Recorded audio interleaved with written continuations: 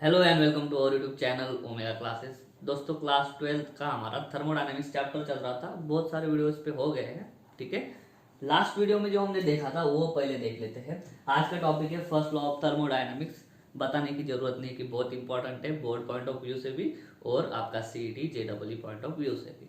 इसको पढ़ने से पहले जो पिछला वीडियो है उसको रिवाइज करना बहुत ज्यादा जरूरी है, ठीक है। हमने दो चीजें पढ़ी है, एक है सिस्टम और दूसरा है सराउंडिंग या फिर एनवायरनमेंट, है ना। ये होती है हमारी सिस्टम और सिस्टम के बाद में बाकी जो कुछ बचता है वो होता है हमारा सराउंडिंग।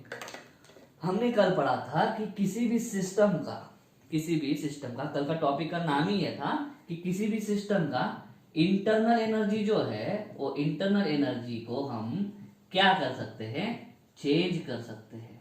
क्या कर सकते हैं, उसको चेंज कर सकते हैं। कितने तरीके से? दो वेज थे, ठीक है। उसमें से पहला कौन सा था? उस सिस्टम को क्या प्रोवाइड कर दो, उस सिस्टम को हीट प्रोवाइड कर दो, ठीक है। ये फर्स्ट वे था। और दूसरा वे क्या था? दूसरा वे था उस पर काम करो, ठीक है। हीट हम दे भी सकते हैं और हीट सिस्टम से निकाल भी सकते हैं। वर्क डन जो है वो सिस्टम पे भी कर सकते हैं, बाहर से कोई वर्क डन करेगा सिस्टम पे, या सिस्टम भी काम कर सकती है, सिस्टम भी काम कर सकती है। इतनी चीजें हमने पढ़ी थी, है ना। और ये जो चीज है, ये जो पढ़ा हमने कल या फिर लास्ट वीडियो में, वो बहुत जरूरी है हमको इसको पढ़ने के लिए। अगर आपने वो लास्ट वीडियो नहीं देखा है तो प्लीज देखना, नहीं तो आपको फर्स्ट लॉ समझ में नहीं आएगा, ठीक है। फर्स्ट लॉ में वो जरूरी है बहुत। जब work done on the system होता है, जब work done on the system होता है तो हमारी इंटरनल एनर्जी बढ़ती है, इंटरनल एनर्जी बढ़ती है, क्योंकि सिस्टम पे कुछ काम हुआ, जिस पे काम होता है उसके अंदर एनर्जी स्टोर होती है। किया हुआ काम कभी वेस्ट नहीं जाता। और हमारी सिस्टम जब काम करती है, हमने पढ़ा है कुछ भी काम करने के लिए एनर्जी चाहिए। एनर्जी, अगर मैं कुछ काम कर रहा हूं, मैं सिस्टम हूं, अगर मुझे कुछ काम करना है तो मेरी एनर्जी उसमें खर्च होगी। कुछ भी काम करने में एनर्जी खर्च होती है, तो सिस्टम की इंटरनल एनर्जी क्या हो जाएगी? कम हो जाएगी। तो ये पढ़ा है हमने, ठीक है। पॉजिटिव वर्क, निगेटिव वर्क, वो भी पता है, ठीक है। ये था पिछले वीडियो का निचोड़ जो हमने पढ़ा था। अगर वीडियो देखा नहीं है तो प्लीज देखना, ठीक है। और इसी को पढ़ने के लिए, फर्स्ट लॉ ऑफ थर्मोडायनेमिक्स को पढ़ने के लिए आपको एक और चीज समझ लेना पड़ेगा, वो है वर्क डन। वर्क डन पता है आपको, ठीक है। Work done is a scalar quantity. कौन सी क्वांटिटी है? स्केलर। ये प्री रिक्विजिट है, फर्स्ट लॉ ऑफ थर्मोडायनेमिक्स को अच्छे से पढ़ने के लिए प्री रिक्विजिट है। और मैं चाहता हूं कि आपको ये जो लॉ है वो अच्छी तरीके से समझ में आए, ताकि आप अच्छे से लिख सके और उसका एप्लीकेशन भी कर सके सीईटी वगैरह में। वर्क डन स्केलर क्वांटिटी है, लेकिन ये मिलती कब है? जब हमारा फोर्स और हमारा डिस्प्लेसमेंट, फोर्स एंड डिस्प्लेसमेंट, इन दोनों के बीच में एक प्रोडक्ट होता है जिसको बोलते हैं डॉट प्रोडक्ट। और ये दोनों क्वांटिटीज कौन सी है? ये दोनों क्वांटिटीज है वेक्टर क्वांटिटीज। दोनों के बीच में ये स्केलर प्रोडक्ट है, इसको बोलते हैं डॉट प्रोडक्ट। जब करते हैं हम तो ये जो थर्ड क्वांटिटी मिल रही है हमको, उसको बोलते हैं वर्क डन, उसको बोलते हैं वर्क डन। और इस वर्क डन को मैं लिखता हूं एफ एस कॉस थीटा। ये डॉट प्रोडक्ट की डेफिनेशन है, ये डॉट प्रोडक्ट की डेफिनेशन है। इनका जो रिजल्ट होता है वो स्केलर होता है, मतलब ऐसी चीज है जिसको सिर्फ और सिर्फ मैग्नीट्यूड है। फोर्स कितना न्यूटन, मतलब मैग्नीट्यूड, नंबर। एस डिस्प्लेसमेंट कितना मीटर, कितना नंबर, ठीक है। कॉस थीटा, थीटा क्या है? एंगल। और कॉस थीटा भी एक नंबर निकलता है ना, ट्रिग्नोमेट्री। ये दोनों वेक्टर क्वांटिटीज है, ठीक है। फोर्स की डायरेक्शन है इस तरफ, ठीक है। मान लो एक डिब्बा है, ब्लॉक है, इस पे मैंने लगाया फोर्स और इसकी वजह से हमारा डिब्बा उधर गया, ठीक है। डिस्प्लेसमेंट की डायरेक्शन भी सेम। दोनों की डायरेक्शन जब सेम होती है तो थीटा कितना होता है? थीटा होता है 0, थीटा होता है 0। और W F S cos 0, cos 0 होता है 1, कॉस 0 होता है 1। तो डब्ल्यू क्या आएगा आपका? F S. ये वाला वर्क क्या होता है? ये वाला वर्क आपको मिला पॉजिटिव, ये वाला वर्क आपको मिला पॉजिटिव। दूसरी केस, फॉर एग्जांपल पकड़ते हैं, ये ब्लॉक है, इस पे कोई आदमी फोर्स लगा रहा है, ठीक है, एफ। और यहां से फ्रिक्शन फोर्स लग रहा है, यहाँ पे क्या लग रहा है? Friction force. ये जो हमारा सरफेस है और ये जो ब्लॉक का सरफेस है, उन दोनों के बीच में फ्रिक्शन फोर्स है। फ्रिक्शन फोर्स की डायरेक्शन है इस तरह से, ठीक है। लेकिन हमारे ब्लॉक का डिस्प्लेसमेंट उधर नहीं हो रहा, हमारे ब्लॉक का डिस्प्लेसमेंट उधर नहीं हो रहा, हमारा ब्लॉक का डिस्प्लेसमेंट इधर हो रहा है, ठीक है। तो डायरेक्शन अपोजिट, फोर्स इधर है, डिस्प्लेसमेंट इधर है। डायरेक्शन अपोजिट, डायरेक्शन अपोजिट मतलब एक इधर एक इधर, एंगल कितना, एंगल हो गया 180 डिग्री, 180 डिग्री। और cos 180 कितना होता है, cos 180 होता है -1, तो cos 180 -1 डाल दो तो W इज इक्वल टू क्या मिलेगा, -1 इंटू Fs मतलब -Fs।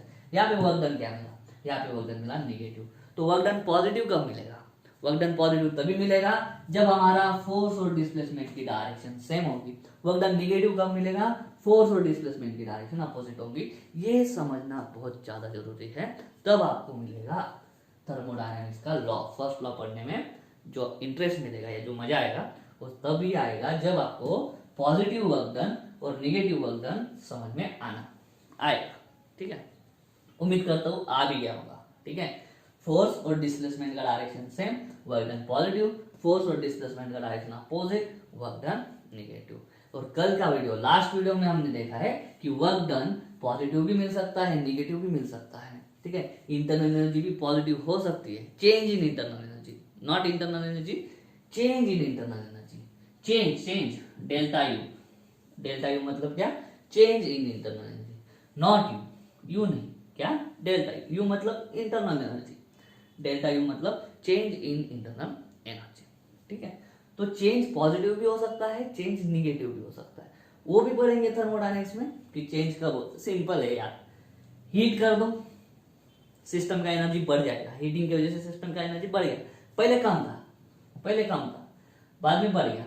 चेंज कैसे निकालोगे, U2 माइनस U1, और हमारा ये बड़ा है, U2 बड़ा है, तो चेंज क्या आएगा, पॉजिटिव।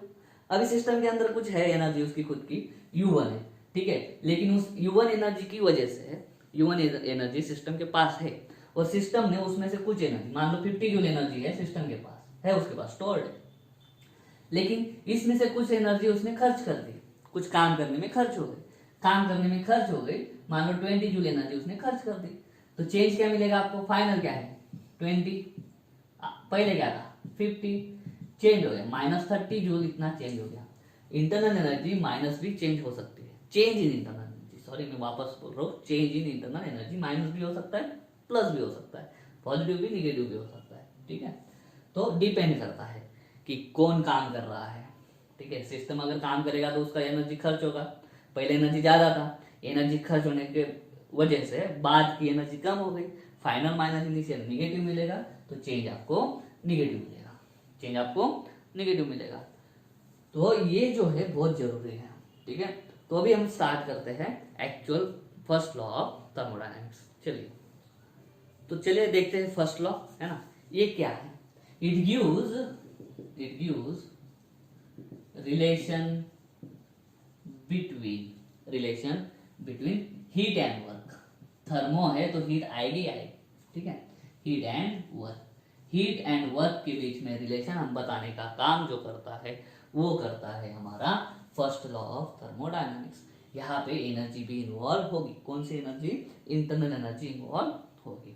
तो first law of thermodynamics is the law which gives the relation between heat and the work, ठीक है। तो चलिए अभी क्या किस पे लगाएंगे लॉ, हमेशा कोई भी लॉ जब हम लगाएंगे इस चैप्टर में वो लगेगा थर्मोडायनामिक्स सिस्टम पे, ठीक है। तो सिस्टम हम क्या कंसिडर करते हैं, पिछले वीडियो से हम सिस्टम कंसिडर करे चल जा रहे हैं क्या, कि हमारे पास मान लो सिलेंडर है, सिलेंडर पे क्या लगाया हमने, पिस्टन, है ना, ये पिस्टन का रॉड, सिलेंडर के अंदर क्या है, गैस, ठीक है, सिलेंडर के अंदर है गैस। हमारा ये जो गैस है उसी को हम क्या बोलेंगे, सिस्टम, और बाकी जो बचा रहेगा वो क्या हो जाएगा हमारा सराउंडिंग, या फिर उसको दूसरा नाम क्या है, एनवायरमेंट, ठीक है। लास्ट वीडियो में यही पढ़ा था, ठीक है। Consider a cylinder in which there is a gas और आइडियल गैस, ठीक है, उसका कुछ ना कुछ वॉल्यूम होगा विद द पिस्टन, और पिस्टन की प्रॉपर्टी क्या थी, पिस्टन की प्रॉपर्टी थी movable, frictionless and massless, and massless. ऐसी पिस्टन की कैरेक्टरिस्टिक्स है जो है आइडियल कंडीशन में, ठीक है। मासलेस तो कोई चीज हो नहीं सकती, है ना, फ्रिक्शनलेस भी नहीं हो सकता, मूवेबल तो होता ही है, ठीक है। तो ऐसा है पिस्टन। अभी हम क्या पढ़ रहे हैं, हीट एंड वर्क, ठीक है। तो अभी वर्क डन पढ़ते हैं, पॉजिटिव वर्क नेगेटिव वर्क पहले पढ़ा ना हमने, ठीक है। तो चलिए फर्स्ट वन, अभी क्या कर रहे हैं, मान लो हमारा जो गैस है, इसके पास कुछ तो एनर्जी है, इंटरनल एनर्जी U1 एनर्जी है U1, और उस एनर्जी की वजह से हमारा ये जो गैस है वो एक्सपांड होना चाहता है, ठीक है। देखो कोई भी सिस्टम जो है, क्लास 12th में ही पढ़ा होगा आपने, जो प्रेशर वगैरह चैप्टर है ना, उसी में मैकेनिकल प्रॉपर्टीज, कोई भी जो सिस्टम है या कोई भी जो बॉडी है वो अपने लोवेस्ट एनर्जी पे रहना चाहती है, लोवेस्ट एनर्जी, ठीक है। मतलब जब भी किसी सिस्टम के पास बहुत ज्यादा एनर्जी होती है ना, वो सिस्टम ट्राई करती है कि एनर्जी छोड़ो, एनर्जी दे दो। जब भी एनर्जी आती है तो सिस्टम बॉडी अनस्टेबल हो जाती है, लेकिन वो बॉडी चाहती है कि मैं स्टेबल हूँ, तो स्टेबल हो, इसलिए कोई भी सिस्टम या कोई भी बॉडी क्या करती है ना, एनर्जी दे देती है, जो एक्स्ट्रा एनर्जी है, जो भी एनर्जी होती है उसके पास, वो छोड़ देना चाहती है। यहाँ पे जो हमारा गैस है ये भी क्या कर रहा है, ये गैस हमारा एनर्जी है उसके पास, कितनी एनर्जी है, U1 जितनी एनर्जी है, उस एनर्जी की वजह से गैस हमारा फोर्स लगाएगा इधर, हमारा जो पिस्टन है वो है मूवेबल, फ्रिक्शनलेस, मासलेस, तो उसकी वजह से हमारा ये जो पिस्टन है वो भी उसका डिस्प्लेसमेंट हो जाएगा इधर, ये फोर्स का डायरेक्शन है, ठीक है, और ये डिस्प्लेसमेंट का डायरेक्शन है। यहाँ पे वर्क डन कौन कर रहा है, यहाँ पे वर्क डन बाय सिस्टम हो रहा है, वर्क डन बाय सिस्टम। यहाँ पे आपको बहुत क्लियर होगा पॉजिटिव नेगेटिव वाला, ठीक है। चैनल को सब्सक्राइब नहीं किया है तो प्लीज कर देना, ठीक है। फोर्स का डायरेक्शन जो गैस ने लगाया, जो सिस्टम ने लगाया, गैस मतलब सिस्टम, जो सिस्टम ने फोर्स लगाया किस पे, इस पे, सराउंडिंग पे या एनवायरमेंट पे, ये पिस्टन जो है वो सराउंडिंग का पार्ट है, एनवायरमेंट का पार्ट है, उसकी वजह से जो डिस्प्लेसमेंट हुआ है, दोनों का डायरेक्शन सेम है, तो यहाँ पे वर्क डन क्या हो गया, positive. The work done by the system is positive. Work done by the system on the piston or work done by the gas on the surrounding is positive.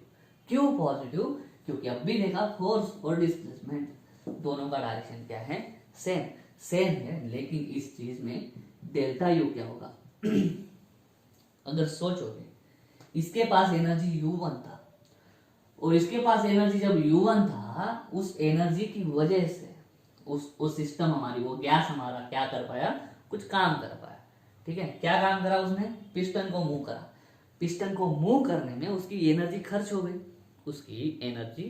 गई, ठीक है। और फाइनली पिस्टन मूव होने के बाद, work होने के बाद कितनी एनर्जी आई, U2। ऑब्वियसली क्या होगा यहाँ पे, नो डाउट U2 जो है हमारा, वो U2 जो है वो हमारा U1 से कम होगा, क्या होगा, कम होगा, क्योंकि पहले एनर्जी ज्यादा थी, उसमें से कुछ एनर्जी खर्च हो गई काम करने में। तो डेल्टा यू क्या होता है, फाइनल माइनस इनिशियल, ये क्या मिलेगा, ये हमको मिलेगा निगेटिव, डेल्टा यू क्या मिलेगा हमको, निगेटिव। इसको ऑब्जर्व करो, जब हमारा work done by system positive होगा, तब हमारा चेंज इन इंटरनल एनर्जी क्या होगा, नेगेटिव होगा। ये समझ में आ रहा है, जब सिस्टम काम करेगी और किया हुआ काम जब पॉजिटिव होगा तो चेंज इन इंटरनल एनर्जी क्या होगा, नेगेटिव, क्योंकि काम करने में, पॉजिटिव काम करने में एनर्जी खर्च हो गई, एनर्जी क्या हो गई, खर्च हो गई। दूसरा पार्ट पढ़ते हैं work done on the system, work done on the system. चलो, सिस्टम पे काम करना मतलब क्या करना, सिंपल, ये है एक्सपांशन, और सिस्टम पे काम करना मतलब क्या, पिस्टन अंदर, हम क्या करेंगे, पिस्टन को अंदर मूव करेंगे, मतलब यहाँ पे क्या होगा, हमारा गैस का होगा, कॉम्प्रेस होगा, गैस का होगा कॉम्प्रेस।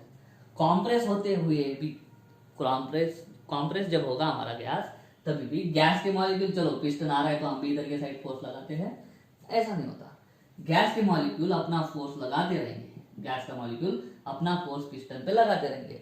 जैसे फ्रिक्शन था, फ्रिक्शन कंटिन्यूस लगता रहता है, यहाँ से कौन सा भी फोर्स है, यहाँ से हम अपना मैकेनिकल फोर्स लगा रहे हैं कोई एक, ठीक है, पुश करने वाला, लेकिन हमारे गैस मॉलिक्यूल्स इधर फोर्स लगा रहे हैं। हमारे गैस मॉलिक्यूल का फोर्स का डायरेक्शन इधर है, लेकिन हमारा पिस्टन अब जो मूव हो रहा है वो इधर मूव हो रहा है। तो यहाँ पे देखो गैस को हम क्या कर रहे हैं, कॉम्प्रेस हम कर रहे हैं। किस पे काम कर रहे हैं, गैस पे, on the system, on the system. जब सिस्टम पे काम करेंगे गैस को कॉम्प्रेस करेंगे, जब सिस्टम काम करेगी तब एक्सपांशन, और जब हम सिस्टम पे काम करेंगे हम ऐसा पिस्टन मूव कर रहे हैं, ठीक है, तो गैस को कॉम्प्रेस करें। ऑन द सिस्टम जब काम होगा तो गैस मॉलिक्यूल अभी भी उधर ही फोर्स लगा रहे हैं, ठीक है, मोमेंटम अपना इस पे इंपार्ट कर रहे हैं, कोलाइड हो रहे हो, गैस मॉलिक्यूल पिस्टन पे कोलाइड होकर अपना मोमेंटम दे रहे, इंपार्ट कर रहे, ठीक है। फोर्स का डायरेक्शन जो है गैस मॉलिक्यूल का उधर, लेकिन हमारा पिस्टन मूव हो रहा है इधर, ठीक है, फोर्स इधर degree 180 degree, cos 180 -1 work done negative. तो इस केस में वर्क डन क्या होगा, वर्क डन क्या होगा हमारा निगेटिव। लेकिन अभी सोचो, लास्ट वीडियो में हमने पढ़ा था अगर आपको किसी सिस्टम का एनर्जी बढ़ाना है तो दो चीजें करो, एक काम करो उसको हीट दे दो, उसको क्या करो, हीट दे दो, या फिर उस सिस्टम पे कुछ काम करो। अभी ये पिस्टन काम कर रहा है सिस्टम पर, जिस पर काम हो रहा है, इसने जो किया हुआ काम है इस पे, इसका किया हुआ काम वेस्ट नहीं जाएगा, इसकी एनर्जी खर्च होगी इस सराउंडिंग की, हमको सराउंडिंग से कुछ लेना देना नहीं है, ठीक है, लेकिन ये जो सराउंडिंग सिस्टम पे काम करेगा तो वो काम हमारा सिस्टम के अंदर स्टोर हो जाएगा एज अ पोटेंशियल एनर्जी, या जो कुछ बोलते हैं, इस केस में क्या है, इंटरनल एनर्जी। तो इसकी पहले इंटरनल एनर्जी थी U1, और इस पे कुछ काम हुआ, कॉम्प्रेस हुआ, तो कॉम्प्रेस की वजह से क्या हो जाएगा, उसका एनर्जी बढ़ जाएगा, उसका एनर्जी क्या हो जाएगा, कॉम्प्रेशन की वजह से बढ़ जाएगा। एकदम सिंपल है। यहाँ पे गैस की वजह से, गैस के अलावा दूसरा एग्जांपल अगर लेंगे, स्प्रिंग है, ठीक है, स्प्रिंग जब होती है हमारी, वो एज अ इक्विलिब्रियम में जब होती है, ऑसिलेशन पढ़ा है, ऑसिलेशन के वीडियो है, ये स्प्रिंग है हमारी, ठीक है। अभी जो है इसके अंदर एनर्जी है लेकिन बहुत कम है, ठीक है, या फिर 0 है मान लो, और इसको हम ब्लॉक लगाते हैं। ये ब्लॉक जब अभी पिस्टन इधर मूव करा रहे हैं तो ब्लॉक भी इधर मूव कराते हैं। ये इक्विलिब्रियम कंडीशन है, ना स्प्रिंग ब्लॉक पे काम कर रही है ना ब्लॉक स्प्रिंग पे काम कर रहा है। अभी ब्लॉक जो है वो स्प्रिंग पे काम करने लग जाएगा, कैसे, इधर के साइड स्प्रिंग को कॉम्प्रेस करेगा, तो पहले स्प्रिंग कुछ नहीं करती थी, लेकिन अभी स्प्रिंग में एक टाइप की एनर्जी आ गई, पोटेंशियल एनर्जी आ गई, ठीक है। तो जैसे ही हम उसको छोड़ देंगे तो स्प्रिंग हमारी क्या करेंगे, रिबाउंड एकदम दूर ढक लेगी ब्लॉक को, और हमारा ऑसिलेशन स्टार्ट हो जाएगा। पहले स्प्रिंग के अंदर ऑसिलेशन स्टार्ट करने का या ब्लॉक पे काम करने का कुछ एनर्जी नहीं था, लेकिन ब्लॉक में जब स्प्रिंग पे ऐसा कॉम्प्रेस करके काम करा तो स्प्रिंग के अंदर एनर्जी आ गई, और उसी एनर्जी की वजह से स्प्रिंग हमारे ब्लॉक को दूर ढकेल सकती है, रेस्टोरिंग फोर्स वगैरह डेवलप होते हैं, है ना। उसी तरह से गैस में भी, पहले गैस इसको कुछ नहीं करता था, ठीक है, लेकिन जैसे ही हमारा पिस्टन ने गैस को कॉम्प्रेस कर दिया, पिस्टन ने किया हुआ काम इस गैस के अंदर स्टोर हो गया as a form of energy, तो U2 बढ़ गया, इस केस में U2 बढ़ गया।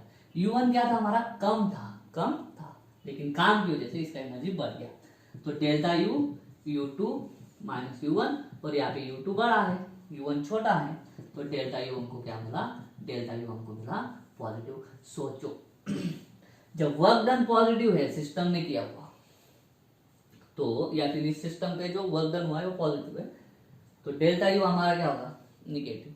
अगर सिस्टम में वर्क डन निगेटिव है तो हमारा एनर्जी क्या होता है, पॉजिटिव। सिंपल, जब सिस्टम काम करेगी तब उसकी एनर्जी खर्च होगी, जब सिस्टम काम करेगी उसकी एनर्जी खर्च होगी, तो सिस्टम की एनर्जी खर्च होगी तो पहले ज्यादा थी, खर्च होने की वजह से कम है, ठीक है, तो उसका चेंज इन एनर्जी निगेटिव। और वर्क डन पॉजिटिव क्यों, क्योंकि वो फॉर्मूला है, तो उसकी वजह से। जब work done positive, change in internal energy negative, जब work done negative, change in internal energy positive. उम्मीद करता हूँ समझ में आ गया होगा। ठीक है, तो ये ऑलवेज रिलेशन बना रहेगा, ऑलवेज रिलेशन बना रहेगा। क्या कि जब वर्क डन पॉजिटिव होगा और तो हमारा change in internal energy negative, तो इससे आप एक रिलेशन बना ही लो।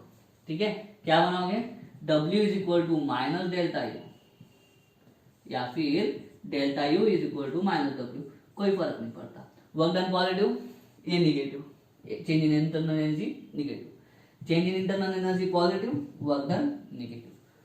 ठीक है, ये वाला रिलेशन अभी से फिट कर लो। ठीक है, ये वाला रिलेशन अभी से फिट करना है आपको। ठीक है, ये भी समझ में आ गया होगा, work done by the system and work done on the system, work done positive negative, change in internal negative positive. ठीक है, चाहो तो इसका स्क्रीनशॉट आप ले सकते हो। अभी हम पढ़ेंगे वर्क, ये वर्क चल रहा है ना अभी अपना। ठीक है, work done to change the volume of the system पढ़ेंगे, work done to change the volume of the system, ये एक इसी के अंदर का पार्ट है। ठीक है, फर्स्ट लॉ ऑफ थर्मोडायनेमिक्स जो है ना, उसका आपको स्टेटमेंट वगैरह लिखने को आएगा, लेकिन ये अगर आपको समझ में आ गया तो आप अच्छे से फॉर्मूले अप्लाई कर सकते हो। इसी के अंदर एक टॉपिक है work done to change the volume of the system. चलिए वो देखते हैं। चलिए अभी देखते हैं work done to change the volume of the system, कुछ नहीं, वही है हमारा क्या, एक सिलेंडर। ठीक है, अभी थोड़ा इस तरह से निकालता हूँ, ये बेस है सिलेंडर का। ठीक है, और इस तरह से इस सिलेंडर के अंदर क्या है, इस सिलेंडर के अंदर है गैस। ठीक है, गैस को हम बोलेंगे सिस्टम, और बाकी का जो पार्ट है वो है सराउंडिंग। इसके अंदर है हमारा पिस्टन, इसके अंदर आया हमारा पिस्टन। ठीक है, वो भी पिचकारी देखी है ना आपने, वही वो पिस्टन है, वो जो रॉड होता है ऊपर नीचे वो पिस्टन ही है, और पिचकारी की जो नली है उसको हम क्या बोलेंगे, सिलेंडर बोल देंगे। उसी तरह से चलिए। ठीक है, ये है उसका रॉड, देखिए उसका rod. Work done to change volume, ये कौन सा है, सिलेंड्रिकल शेप है, सिलेंडर का वॉल्यूम होता है पाया स्क्वायर एच, फिर पाया square is base area, base area, base circular होता है ना, तो बेस एरिया पाया स्क्वायर, और एच मतलब क्या है, उसका हाइट, उसका हाइट है, ये आपको समझना चाहिए। चलिए अभी हम क्या करते हैं, अभी हम कुछ भी work done by the system पकड़ लो या work done on the system पकड़ लो, कोई दिक्कत नहीं। ठीक है, मान लो हमने क्या किया, हम करते हैं work done on the system, bye the system भी करोगे तो भी चलेगा। ठीक है, तो work done on the system करते हैं, पिस्टन हमने इधर मूव करा। ठीक है, तो नया पिस्टन का पोजीशन क्या हो जाएगा, ये हो जाएगा, पिस्टन का नया पोजीशन हो गया ये। ठीक है, तो पिस्टन ने कितना डिस्टेंस मूव करा, मान लो dx जितना मूव करा। ठीक है, मान लो जो पिस्टन है, पिस्टन का बेस एरिया, बेस एरिया कितना है, या area of cross section, area of cross section. अभी मैं ये बोल रहा हूँ पिस्टन का, आप सिलेंडर का भी बोल सकते हो, क्योंकि पिस्टन हम ऐसा ही लेंगे जो सिलेंडर में फिट हो सके अच्छे से, बड़ा भी नहीं होगा और छोटा भी नहीं। जो पिस्टन का बेस एरिया, जो पिस्टन का क्रॉस सेक्शनल एरिया है, वही हमारा सिलेंडर का क्रॉस सेक्शनल एरिया है। तो इसको कुछ भी बोलो आप, cross sectional area of piston बोलो या cross sectional area of cylinder बोलो, कोई दिक्कत नहीं। वो कितना है, वो एरिया को डिनोट करते हैं ए से। ठीक है, चलो work done on the system करते। अभी ये गैस मॉलिक्यूल्स है। ठीक है, गैस मॉलिक्यूल्स अपना क्या लगाएंगे, इस पे प्रेशर लगते रहेगा। ठीक है, एरिया है, सारे फोर्सेस लगेंगे, और फोर्सेस की वजह से हमारा गैस मॉलिक्यूल क्या कर रहा, उधर क्या है, पिस्टन पे, पिस्टन हमारा इधर मूव हो रहा है, गैस मॉलिक्यूल उधर क्या लगा रहे हैं, उस पर प्रेशर लगा रहे हैं। और प्रेशर कितना है, पी, पी क्या है, प्रेशर। ठीक है, तो वहां से अपन फोर्स कैसे कैलकुलेट करेंगे, फोर्स क्या होता है, प्रेशर क्या होता है, प्रेशर होता है फोर्स अपॉन एरिया। ठीक है, देयरफॉर फोर्स क्या होगा, प्रेशर इनटू एरिया। प्रेशर कितना है, P, area of cross section कितना है, ए। हमको चेंज क्या करना है, वॉल्यूम। ठीक है, तो फोर्स लग रहा है हमारे सिस्टम का इस साइड, लेकिन डिस्प्लेसमेंट हो रहा है इस साइड। अभी पॉजिटिव नेगेटिव में नहीं जाते हैं। ठीक है, पकड़, डिस्प्लेसमेंट कितना हुआ, dx जितना, तो छोटा सा डिस्प्लेसमेंट, dx मतलब क्या, इनफाइनाइटेसिमल स्मॉल डिस्प्लेसमेंट, छोटा सा, तो छोटा सा डिस्प्लेसमेंट हुआ dx जितना। और ये समझ के चलो छोटा सा ही क्यों लेते हैं, क्लास 11 में पढ़ा है, छोटे से डिस्प्लेसमेंट के लिए हम फोर्स की वैल्यू कांस्टेंट पकड़ते हैं। क्लास 11 में फोर्स चैप्टर में या लॉज ऑफ मोशन चैप्टर में दो तरह के फोर्सेस पढ़े, कांस्टेंट और वेरिएबल फोर्स। कांस्टेंट फोर्स का वर्क डन भी पढ़ा है आपने, और work done by variable force जिसमें ग्राफ पढ़ा है। ठीक है, उसका एग्जांपल भी है। तो यहाँ पे अगर फोर्स वेरिएबल है तो हम अच्छे से कैलकुलेट नहीं कर पाएंगे, लेकिन हम छोटा सा डिस्प्लेसमेंट के लिए फोर्स की वैल्यू कांस्टेंट पकड़ते हैं। तो छोटे से डिस्प्लेसमेंट में छोटा सा काम होगा, वो क्या होता है, formula force into displacement. Force है हमारा कितना निकला हुआ, पी ए, ठीक है, और डिस्प्लेसमेंट कितना है, डी एक्स। अभी इधर ध्यान दो, ए इंटू डी एक्स, ए इंटू डी एक्स को मैं लिख दू डी वी। कैसे, मान लो पहले जब हमारा ये था पोजीशन, सिलेंडर हमारा बड़ा था, सिलेंडर हमारा सिस्टम का वॉल्यूम किसका, सिलेंडर, यहां तक था हमारा गैस, यहां तक था, तो इसका वॉल्यूम कितना हो जाएगा, V1। कैसे, ये पाया स्क्वायर बेस और यहाँ पे इतना हाइट है ना, हाइट, तो वॉल्यूम कितना था, पाया स्क्वायर एच, पाया स्क्वायर एच। लेकिन अभी क्या होगा, कॉम्प्रेस कर दिया, पिस्टन ने क्या कर दिया, कॉम्प्रेस कर दिया। अभी वाली कंडीशन ये होगी, ये हमारा पिस्टन है, अभी यहाँ पे इतना गैस, ठीक है, तो पिस्टन ने क्या कॉम्प्रेस करा, कॉम्प्रेस करा मतलब वॉल्यूम चेंज करा, और वॉल्यूम का फॉर्मूला है वही बेस एरिया, ये बेस एरिया, ठीक है, ये base area into D x. ये जो डिस्टेंस है, इतना डिस्टेंस मूव हो गया ना, ठीक है, इतना डिस्टेंस क्या हो गया, मूव हो गया, डिस्टेंस कितना है वो डी एक्स। तो जितना डिस्टेंस मूव होगा उतना वॉल्यूम कम कर दिया। और हमारा देखो, जब पिचकारी से हम पानी उड़ाते हैं, ठीक है, तो पिचकारी जितना वॉल्यूम कम कम करते जाएगा उतना वॉल्यूम का पानी बाहर आते जाएगा। तो हमारा जो ये डिस्प्लेसमेंट है पिस्टन का, जो ये बेस है, उसके डिस्प्लेसमेंट की वजह से हमारे गैस का वॉल्यूम क्या हो रहा है, कम हो रहा है, गैस का वॉल्यूम क्या हो रहा है, कम। वो वॉल्यूम कितना कम हुआ वो कैसे कैलकुलेट करोगे, जितना बेस एरिया तो सेम रहेगा पाया स्क्वायर, और वॉल्यूम के लिए कितना वॉल्यूम कम करा इंटू डी एक्स कर देंगे, इतना मूव हुआ है ना पिस्टन, तो वॉल्यूम क्या हुआ है, चेंज। वॉल्यूम मतलब कोई भी चीज अपने अंदर कितना मटेरियल रख सकती है, पिस्टन जितना वॉल्यूम कम कर देगा उतने वॉल्यूम वाला पानी पिचकारी से बाहर निकलेगा, ठीक है। तो पिस्टन अंदर जा रहा है ना, तो वो वॉल्यूम चेंज कर रहा है, ठीक है। कितना डिस्प्लेसमेंट डी एक्स, तो वॉल्यूम कितना चेंज होगा, ए इंटू डी एक्स, एरिया, ठीक है, इंटू एच, एच मतलब डिस्प्लेसमेंट या हाइट, ठीक है। यहाँ पे हाइट कितनी है, यहाँ से पहले इतनी थी, ठीक है, लेकिन ये भाई इतना मूव हो गया, तो इतना चेंज हुआ ना डिस्प्लेसमेंट, इतना हाइट चेंज हुआ, तो उतना वॉल्यूम क्या हो गया, हमारा कम हो गया। तो यहाँ पे मैं लिख दू P A into D x की जगह पे डी वी, तो डी डब्ल्यू क्या मिला हमको, डी वी। तो यहाँ पे क्या लिख सकते हैं, the work done to change the volume of the system is dw is equal to p into dv, where p is the pressure और dv is change in volume।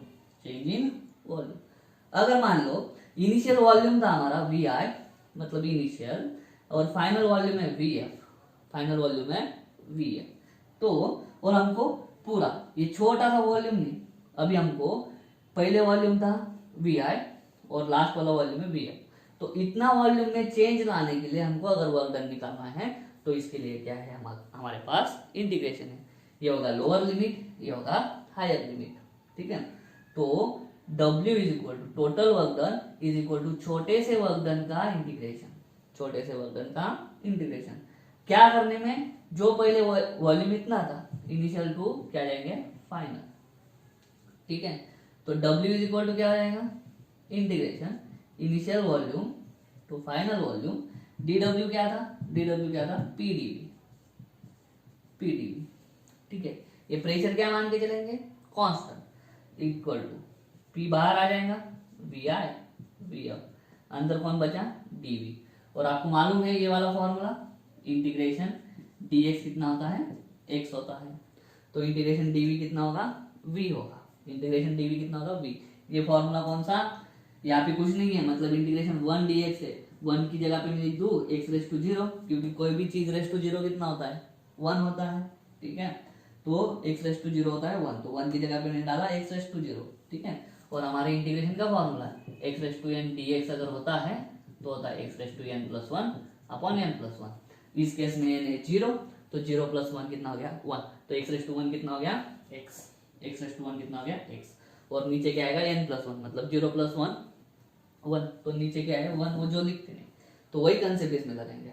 Integration कुछ नहीं dx मतलब x, तो integration कुछ नहीं dv मतलब v, तो यहाँ पे लिखेंगे इज इक्वल टू p, और इस इंटीग्रेशन सॉल्व हो गया अभी v, और vi और vf, तो w क्या आ जाएगा, वर्क डन, ठीक है, p एज इट इज, और इसको सॉल्व ऐसे करते हैं कि पहले ये जो वैल्यू है वी की जगह पे पहले अपर लिमिट डालो और उसके बाद में माइनस साइन कंपलसरी, मतलब ऐसा पहले अपर लिमिट डाला माइनस साइन कंपलसरी, बाद में लोअर लिमिट डालो।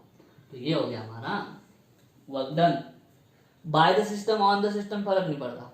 इसमें ये प्रोसीजर में ये प्रोसेस में क्या काम हुआ है, W जितना काम हुआ है, ठीक है, इज इक्वल टू P मतलब प्रेशर और VF माइनस VI मतलब चेंज इन वॉल्यूम। अभी ये चेंज इन वॉल्यूम जो है ना वो पॉजिटिव भी हो सकता है। अगर एक्सपांड हुआ तो वॉल्यूम बढ़ेगा, वॉल्यूम बढ़ा मतलब चेंज इन वॉल्यूम पॉजिटिव, पहले कम था बाद में ज्यादा हुआ, तो ये क्या है, ज्यादा माइनस कम पॉजिटिव, तो ये वर्क डन पॉजिटिव भी मिलेगा, ठीक है। और चेंज इन वॉल्यूम हमको निगेटिव भी मिल सकता है, पहले इस केस में जैसे हुआ, यहाँ पे ऐसा आ गया, ठीक है। तो चेंज इन वॉल्यूम कैसा है, पॉजिटिव है नेगेटिव है, उस पे आपका वर्क डन पॉजिटिव या नेगेटिव आएगा। और अगेन वर्क डन पॉजिटिव या नेगेटिव जो भी आएगा उसके हिसाब से हमारा change in internal energy positive या नेगेटिव आ सकता है, ठीक है। यहाँ पे क्या हो रहा है, यहाँ पे वर्क डन निगेटिव हो रहा है, क्यों, क्योंकि वॉल्यूम देखो पहले ज्यादा था, VI बड़ा था और VF कम था, ये चेंज क्या आएगा, निगेटिव, तो वर्क डन क्या आएगा, निगेटिव। लेकिन सिस्टम पे काम हो रहा है, वर्क डन निगेटिव है, लेकिन सिस्टम पे जब काम हो रहा है तो उल्टा इस गैस का फिर इंटरनल एनर्जी बढ़ जाएगा, इंटरनल एनर्जी बढ़ जाएगा। इंटरनल एनर्जी बढ़ा मतलब change in internal energy positive, work done negative change in internal energy positive, work done positive change in internal energy negative, ठीक है।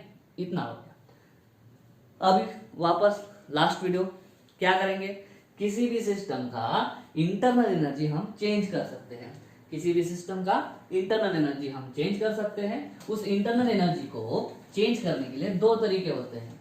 पहला तरीका जो स्टार्ट में देखा अभी हमने, मतलब रिवीजन में, कि क्या, उस सिस्टम को हीट दे दो, उस सिस्टम को क्या दे दो, हीट। क्यों, इंटरनल एनर्जी को चेंज करने के लिए, इंटरनल एनर्जी को चेंज करने के लिए उसको हीट दे दो या निकाल लो, ठीक है। प्रोवाइड करो उसको, सप्लाई करो उसको हीट, या फिर उससे हीट निकाल देना मतलब एक्सट्रैक्ट कर लेना, ठीक है। ये चीज पहला। दूसरा वे क्या है इंटरनल एनर्जी को चेंज करने का, सेकंड तरीका है कि उस वर्क डन करो, ठीक है, सिस्टम पे करो वर्क डन या सिस्टम से करवा लो, मतलब ऑन द सिस्टम और बाय द सिस्टम, ठीक है। तो इससे वर्क डन करा लो आप सिस्टम से या सिस्टम पे काम करो। सिस्टम पे जो काम करोगे तो इंटरनल एनर्जी बढ़ जाएगा, और सिस्टम से जब काम करोगे तो उसका एनर्जी खर्च हो जाएगा, तो इंटरनल एनर्जी कम हो जाएगा। अभी वापस माइंड में बिठा लो, internal energy change in internal energy positive, work done negative, change in internal energy negative, work done positive. ये वाला रिलेशन हमेशा याद रखना, ठीक है, ये वाला रिलेशन हमेशा याद रखना। तो अभी हम क्या करते हैं, हीट एंड वर्क, थर्मोडायनेमिक्स का फर्स्ट लॉ में क्या लिखा है अपन, हीट एंड वर्क। यहाँ पे हीट का तो अभी तक मतलब आया ही नहीं, ठीक है। तो मान लो कोई एक सिस्टम है और सिस्टम को आपने हीट दे दी, सिस्टम को आपने क्या करा, सिस्टम को आपने हीट दे दी। ये है हमारा सिस्टम, ठीक है, ये गैस, ये पिस्टन, सिस्टम को हमने हीट दे दी। पहले ये सिस्टम कुछ नहीं करता था, और मान लो मैंने क्या करा ना, ये जो पिस्टन है वो मूवेबल नहीं है, स्टक है। क्या है, स्टक। और हम इस बर्नर से क्यू अमाउंट ऑफ हीट दे दी, कितनी हीट दे दी, क्यू जितनी। तो ये गैस जो है वो एक्सपांड होना चाहेगा हीट की वजह से, ठीक है, क्योंकि उसका इंटरनल एनर्जी चेंज कर दिया हीट दे के। अभी वाला हमने हीट देने की वजह से इंटरनल एनर्जी बढ़ेगी, अभी क्यू बढ़ेगी, ठीक है। क्या है ना कि ये स्टक है, हमारा गैस एक्सपांड होना चाहेगा, लेकिन भाई का डिस्प्लेसमेंट कितना होगा, भाई का डिस्प्लेसमेंट होगा 0, क्योंकि ये भाई साहब मूवेबल नहीं है तो मूव नहीं होगा, मूव नहीं है तो डिस्प्लेसमेंट 0। ये भाई साहब कितना भी फोर्स लगा ले गैस के मॉलिक्यूल्स, हमारा डिस्प्लेसमेंट 0, फोर्स इंटू डिस्प्लेसमेंट कितना है, आंसर 0। वर्क डन कितना है, 0, तो वर्क डन 0 है, वर्क डन 0। तो ये जो सप्लाइड हीट है वो कुछ नहीं कर रही है क्या, वो कर रही है। ये गैस के अंदर हमारी हीट जो जा रही है, वो जो हीट जा रही है वो पूरी की पूरी हीट क्या करेगी, इस गैस का माने इस सिस्टम का इंटरनल एनर्जी बढ़ा देगी। मतलब जितना भी हमने एनर्जी, हीट एनर्जी सिस्टम को प्रोवाइड करा, वो पूरा का पूरा एनर्जी किसमें खर्च हो जाएगा? इंटरनल एनर्जी को बढ़ाने में। इंटरनल एनर्जी को बढ़ाने में मतलब चेंज करने में। तो जितना हीट हमने प्रोवाइड करा है वो पूरा का पूरा हीट यूज हो गया किसमें? इस गैस का, इस सिस्टम का इंटरनल एनर्जी को बढ़ाने में। सेकंड केस, मान लो हीट दे रहे और अभी हमारा पिस्टन मूवेबल है, ठीक है। 50 जूल एनर्जी हीट हमने उसको दे दी, सिस्टम को हमने 50 जूल एनर्जी दे दी, हीट दे दी, ठीक है। और उसमें से क्या हुआ? इस गैस मॉलिक्यूल ने फोर्स लगाया, गैस मॉलिक्यूल ने इस पिस्टन पे फोर्स लगाया। अभी पिस्टन है मूवेबल, पिस्टन मूव हो गया। मान लो फोर्स लगाया 10 न्यूटन और डिस्प्लेसमेंट हो गया 2 मीटर, डिस्प्लेसमेंट हो गया 2 मीटर, ठीक है। देखो हीटिंग के पहले हमारा कुछ नहीं था, ठीक है, गैस ऐसा था, पिस्टन ऐसा था। हीटिंग के बाद अब क्या हो रहा है? हमारा 10 न्यूटन फोर्स लगा पिस्टन पे, ठीक है, क्योंकि हीटिंग की वजह से गैस क्या होना चाहिएगा? एक्सपांड। एक्सपांड होने के लिए उसको पिस्टन पे फोर्स लगाना पड़ेगा। अभी पिस्टन पे फोर्स लग रहा है, पिस्टन मूव हो रहा है, कितना? 2 मीटर। तो वर्क डन कितना होगा? 10 × 2 20 जूल। अभी एक्सपांशन वाला वर्क है, वर्क क्या होगा? एक्सपांशन वाला वर्क, एक्सपांशन वाला वर्क पॉजिटिव, क्योंकि फोर्स उधर लग रहा है, पिस्टन भी उधर जा रहा है, दोनों का डायरेक्शन सेम, वर्क डन मिला हमको पॉजिटिव। तो दी हुई 50 जूल एनर्जी में से हमारे सिस्टम ने कितनी एनर्जी खर्च की वर्क करने में? वर्क हमारे सिस्टम ने कितना किया? सिर्फ 20 जूल, ठीक है। तो 50 जूल तो उसको दी थी हमने सिस्टम को एनर्जी, उसमें से कितना खर्च किया? 20 जूल। तो बाकी का एनर्जी किधर गया? तो बाकी का एनर्जी या बाकी का हीट जो है वो क्या करेगा? वापस इस गैस का इंटरनल एनर्जी बढ़ा देगा, इंटरनल एनर्जी बढ़ा देगा। इस हीट क्या करेगा? 20 जूल का इस प्रोवाइडेड हीट में से, इस 50 रुपए में से बस 20 रुपीज पिस्टन को मूव कराने में चल गए, और 30 जूल जो एनर्जी है वो 30 जूल गैस के अंदर स्टोर होके रहेगी। और उसमें स्टोर होके रहेगी मतलब पहले गैस की एनर्जी कम थी और इसने क्या करा? स्टोर होने की वजह से बढ़ा दी। तो जो भी सप्लाइड हीट है, this supplied heat is utilized for 2 purposes.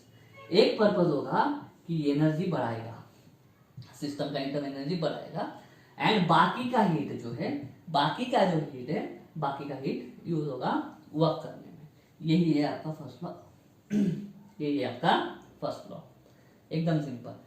System को हीट दो, सिस्टम क्या करेगी? बाकी का हीट वर्क करने में काम कर लेगी। 50 जूल हीट दिया, 20 जूल उसने वर्क डन कर लिया, और बाकी का बचा हुआ उसने इंटरनल एनर्जी बढ़ा लिया सिस्टम ने अपना, ठीक है। हीट हम दे भी सकते हैं, हीट हम निकाल भी सकते हैं, हीट प्रोवाइड भी कर सकते हैं, निकाल भी सकते हैं। इंटरनल एनर्जी हमारा बढ़ भी सकता है, इंटरनल एनर्जी हमारा कम भी हो सकता है, वर्क डन पॉजिटिव भी हो सकता है, वर्क डन निगेटिव भी हो सकता है। ये अगले वीडियो में देखेंगे, ये पार्ट फर्स्ट है, पार्ट सेकंड में देखेंगे अपन, ठीक है। और दूसरा है delta U is equal to Q minus W. आप ये ध्यान में रखो, यहाँ पे क्या रखोगे आप, है ना, इसको क्या लिखोगे? First law of thermodynamics gives the relation, it states that the change in internal energy, change in internal energy is the difference, minus मतलब डिफरेंस बिटवीन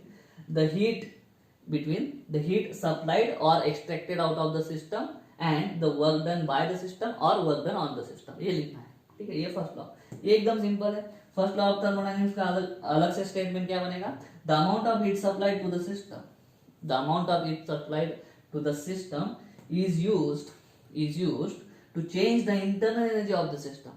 Change, delta मतलब change the internal energy of the system and to do some work, heat work,